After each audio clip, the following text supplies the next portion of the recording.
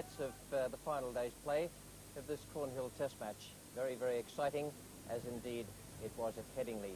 9 for 1 they were at the start of play, and it didn't look to be an immense task, but we all saw what happened in the last Test match, and we all saw what pressure there is on batsmen when the bowlers and fielders and the opposition captain can keep the pressure right on them all the way through. Tremendous performance at Headingley, and everyone settled back, a big crowd at Edgbaston, to see if the England team could repeat it. Just one run added to take the score along to 10 for 1 for the Australians. Bob Willis we pick up now, coming in from the city end. He's bowling to John Dyson. Here's Mike Smith, and with him is Peter Walker.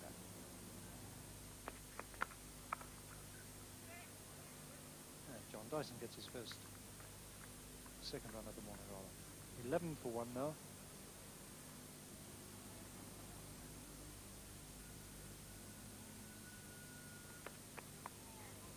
Nicely kept down by Alan Border.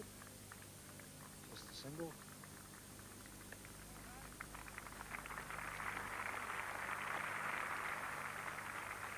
And Alan Border gets his first run of the morning.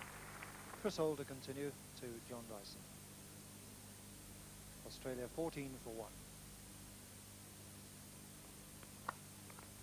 That's a good stroke. That's really racing away. Gowers after it. May just catch it, but concedes it. And the first 4. 19 for 1. Australia needing 151 for victory. It was the 4th Cornhill Test.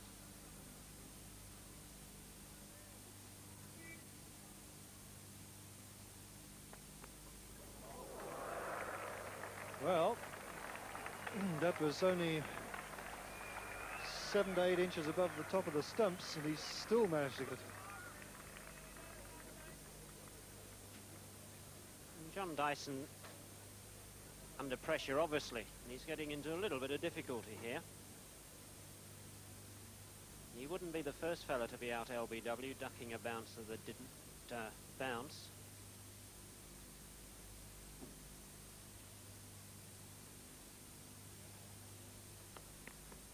Oh, there's a big shot, and that's it. Bob Willis has done it. Dyson is out. LBW, it didn't get up very high. It came back a wee bit off the wicket.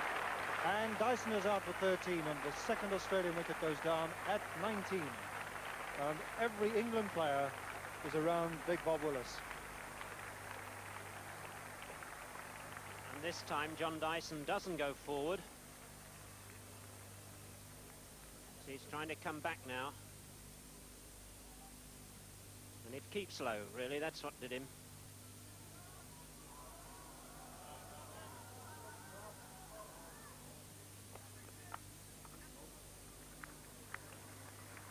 Hughes off the mark, down to Geoffrey Boycott at third man.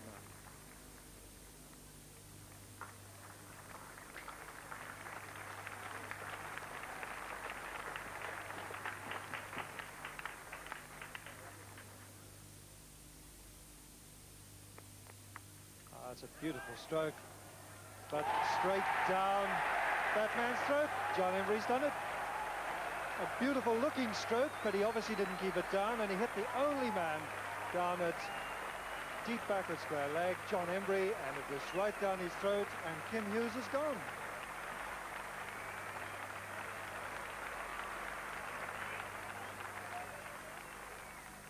Graham Yallop, the new batsman. Bob Willis, who gave him a very torrid time here in the first, and steaming in now. 3 slips, 2 short legs, and very, very nearly bowled in first ball. Missed that off stump by a whisker.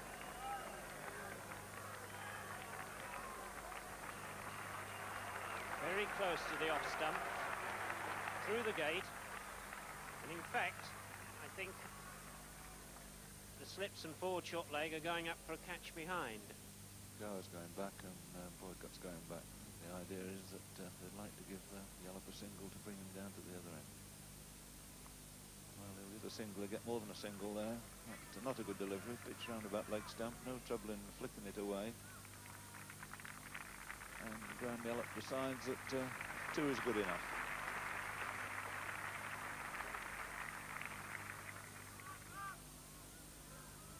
So Willis once again given us encouragement. That's a fine shot. Beautiful shot by Border, as good a shot as we've seen this morning. Just, bringing the 2 runs. Chris Olds had a good morning spell in the field. Nice pick up, a lovely throw.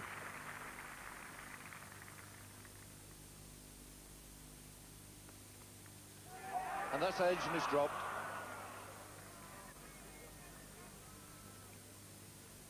Very low, difficult chance. In fact, I suppose there must be some doubt from our position here whether that carried. Get a better look from the camera at the far end.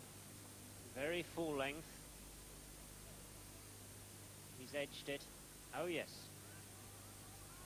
Just carried near Mike Brearley's right boot at first slip.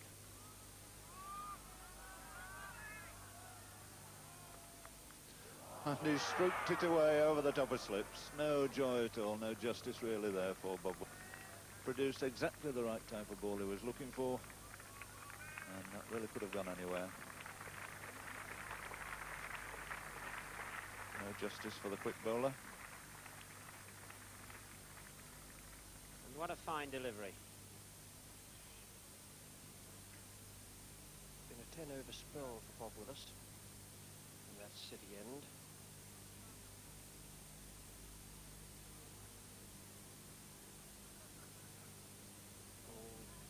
Embry and Botham held down the pavilion end.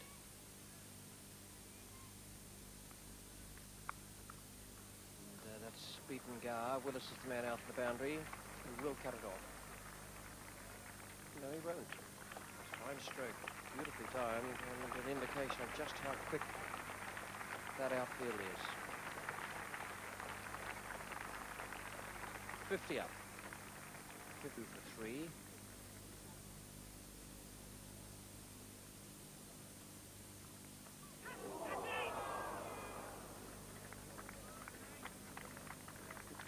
So it might have been the bounce that did him there more than spin. Just perhaps pitching in that rough stuff.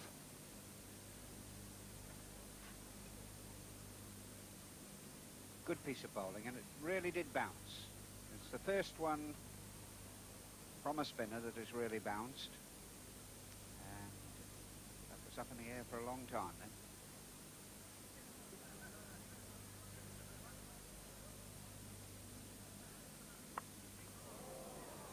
He's timed that pretty well, way out into the outfield.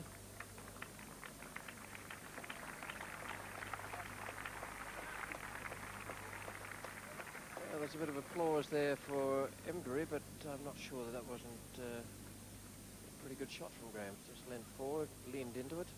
There were just 2 more runs added up to lunch there to take that scorecard along to 62 for 3. And the Australians were doing it in, well, relative comfort there. Border 13 and Yallop 18. Yallop had gone through 1 or 2 unfortunate little patches, but he was still hanging in there at lunchtime. Just 53 runs added, so there's a lot of pressure out there from those England bowlers and fieldsmen and the skipper, Mike Brearley. 62 for 3, and they just needed 89 now, and that doesn't seem a very difficult target, does it? 89 to go, and still 7 wickets in hand. We pick up play now in the 3rd over. After lunch, John Embry, the off-spinner, is coming into bowl to Alan Border, and in the commentary box, Mike Smith and Jim Laker. That's short and it's 4 runs. One of the few times that Embry has been offline, and it's been punished, and punished quite beautifully there by Alan Border.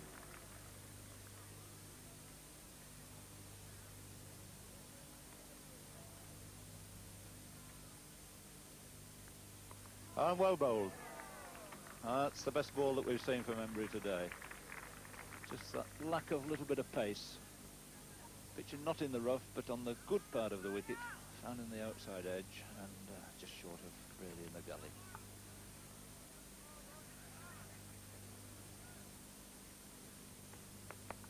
There's runs there. Chase for Gooch, wide open space. There's only 3 men on the leg side for Chris Old. Not going to risk a 3rd run, and quite rightly so. Certainly don't want to run out in this sort of situation.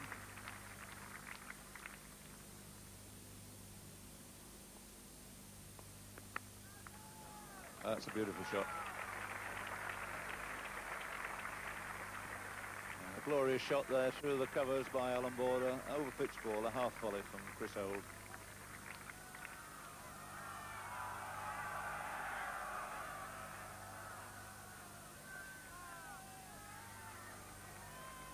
And that's going through, 4 runs. Another no ball put away down to long leg, giving Yallop a free hit there. So he made the most of it.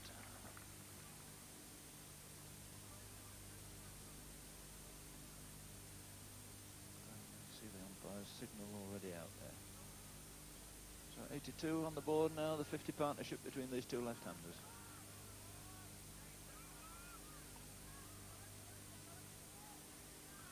Peter Willer making the long haul over from mid-off, and then into a position just behind the square leg umpire.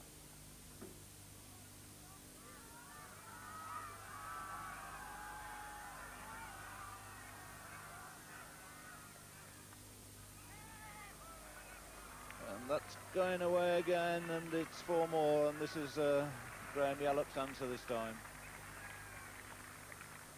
Remarkably to recount that this is the best partnership of any wicket on either side in the match. Gives Embry a chance to have a spin this time at Graham Yallop. Border has taken most of him over the last few overs.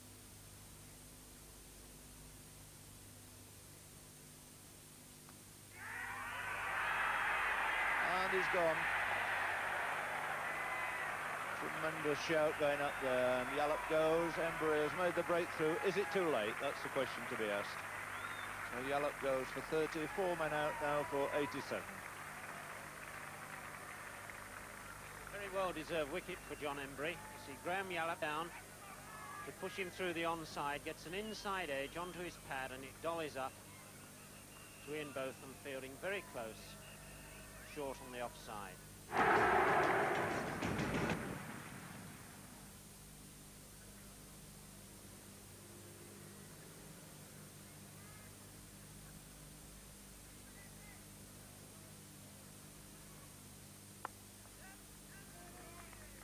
Kent's off the mark. Yes, it's almost ridiculous to contemplate 6 wickets falling for 60 on a track where the ball isn't doing very much, but contemplate it we must because of the stirring events of Headingley. Kent has won, Border 29, 92 for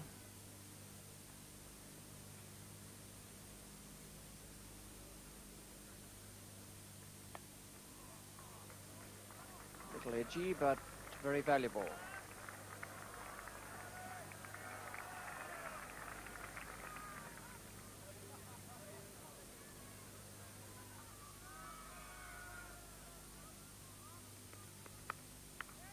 Didn't quite time that. But the outfield is very quick. Now we'll be able to cut it off. 3 more to Border, and the 100 comes up for Australia. 102 for 4. That's another little milestone. Count those in the dressing room, and the pressure's on. 3 figures on the board. Fewer than 50 to make.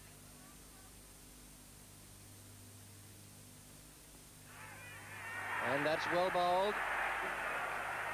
Out of a bit of rough stuff there.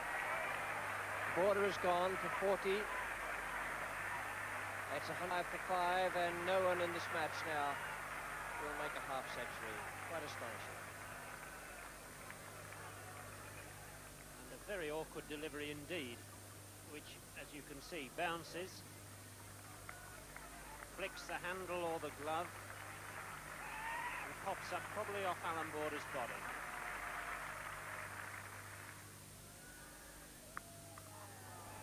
There's a start for Rodney Marsh. Chris Old won't catch that. The outfield very quick. And a little touch of sensible aggression there.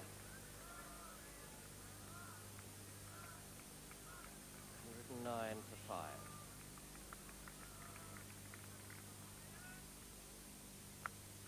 Shot for 4. Too short twice in the last 4 deliveries, John M. Once Rodney Marsh cracked away past point, and that one was a very good stroke from Kent.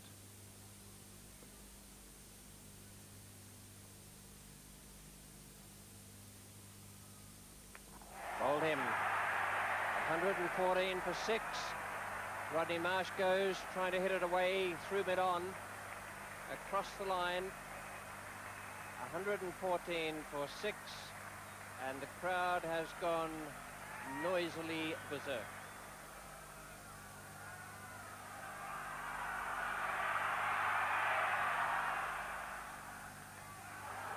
He's out. LBW. First ball, and Botham's on a hat-trick. First ball, Ray Bright. It looked to me as though it kept a bit low. It also looked to me as though it was absolutely plumb. 114 for 7. And this is incredible.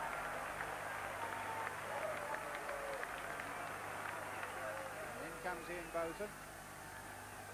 Fires it in. A little bit short, but absolutely smacking.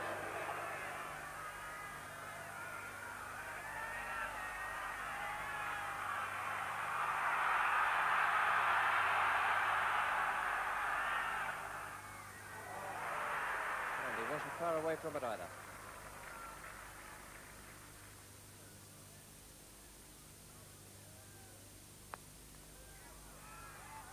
Way down the ground to Jeff Boycott.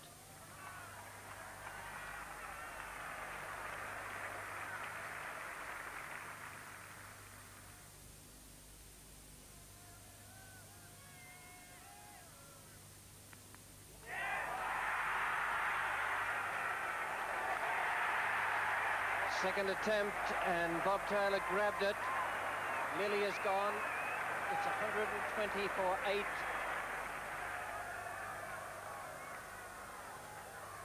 you can see how wide that delivery was. And up she goes, out she goes, and thank goodness for that, says Bob Taylor.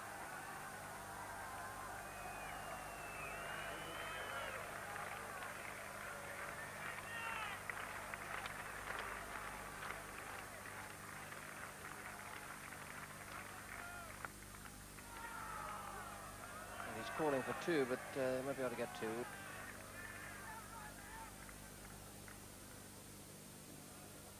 Like really at Headingley, picked up what can best be described as a shock win. He's just 2 wickets away from another one here.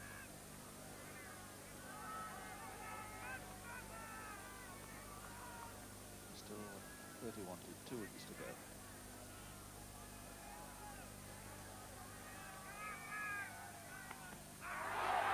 Another shout, this time no response from umpire Don Osler. Right, firm but polite shake of the head there. Good delivery this from Ian Botham, spearing it in, but I think just beating the leg stump.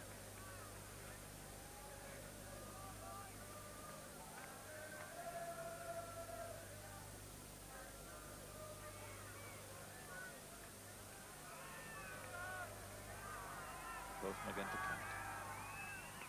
And he's bowled in, and that surely is going to be it. A joyous, triumphant Botham there. Arms aloft again, 121 for 9, and the man that they so much see the back of, Martin Kent. Bowled by Botham in an inspired spell here. He goes for 10, 121 for 9, with only Terry Alderman to come. And who would believe it?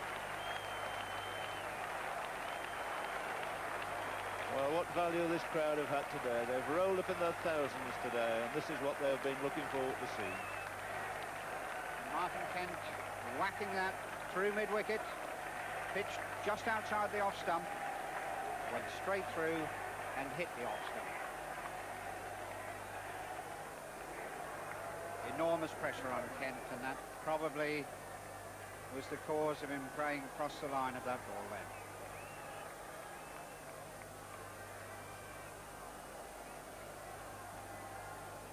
Happening in a really glorious day. And who's going to be the man of the match? What a difficult decision now for Trevor Bailey. Botham's come into the act here, 4 wickets. And Marsh, Brighton, Lilly. Embry-Isbell very skillfully in both innings made useful runs. Ray Bright bowled well, also made runs. And on one can go, nominating candidates.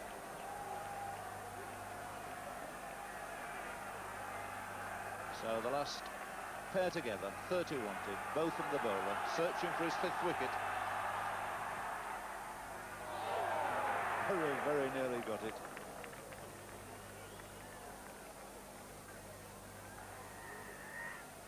Well, Terry Alderman on his first tour, first major series, tremendous success with the ball, but rather fancy he's got the jitters out there now.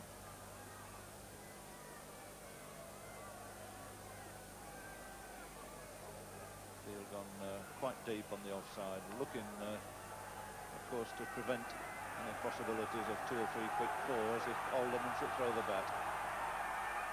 It's great encouragement of this big crowd.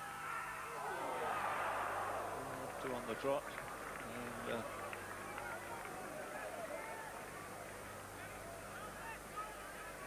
this is how Ian Botham enjoys his cricket. Good wide half volley. And my goodness, wasn't he close to that one?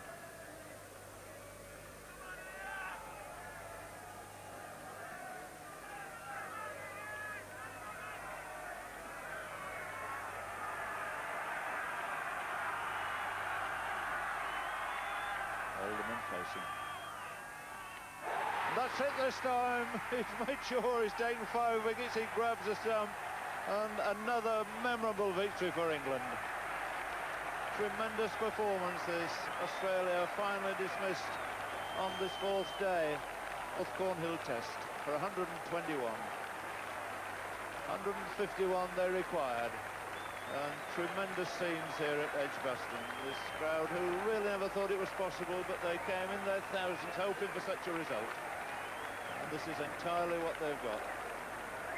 Tremendous performance by the English bowlers, but one must add a lot of fairly inept batting from the Australians here today.